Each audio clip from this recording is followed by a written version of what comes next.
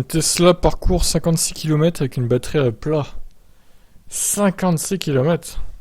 Un youtubeur norvégien a totalement vidé la batterie de sa Model 3. L'expérience est intéressante même si elle ne permet pas réellement de tirer des conclusions. Ouais, c'est sûr. Après, ça doit dépendre des types de batterie, de l'année de la voiture, etc. Il y a tellement de paramètres.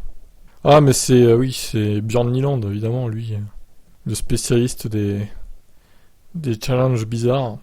Il s'est posé comme défi de rouler en Model 3 jusqu'à ce que le véhicule s'immobilise. L'idée est d'une part de mesurer la réelle autonomie d'un des modèles les plus accessibles avec le modèle Y du constructeur américain et d'autre part de montrer à quel point il est difficile de calculer la capacité réelle d'une batterie LFP. Comme il le précise, la puissance disponible d'une telle batterie reste à peu près constante pendant très longtemps, puis chute d'un coup à l'extinction.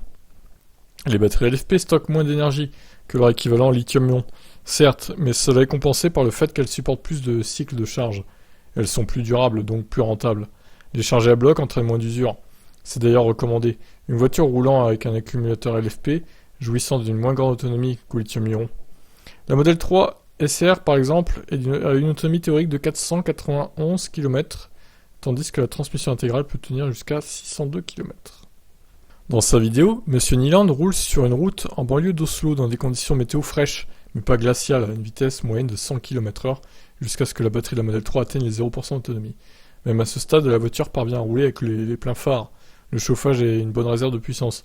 Il tire 56 km supplémentaires de la Model 3, puis doit se ranger sur le bas-côté. Peut-on conclure que toutes les Model 3 ont de quoi rouler près de 50 km? Et non, surtout pas, ne faites pas ça quoi. Nyland ne se risque pas à avancer une telle hypothèse, son véhicule est quasiment neuf, donc mal calibré, et la composition chimique des batteries est variable d'un véhicule à l'autre en fonction de la gigafactory dans laquelle il a été construit, et de la période dans laquelle il a été fabriqué. Si vous possédez une Model 3 de Tesla et qu'elle est bien réglée, il est en tout cas rassurant de savoir que vous ne tomberez pas en panne sèche après avoir atteint les 0%. Bon. Donc son test, ça a été avec la Model 3 SR Plus LFP, du coup.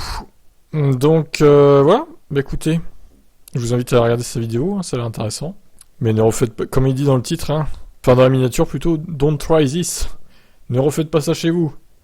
Vous en pensez quoi, vous? Est-ce que vous êtes déjà arrivé à 0% avec votre Tesla? Qui a tenté là? Allez, je suis sûr qu'il y en a qui ont tenté. Ciao.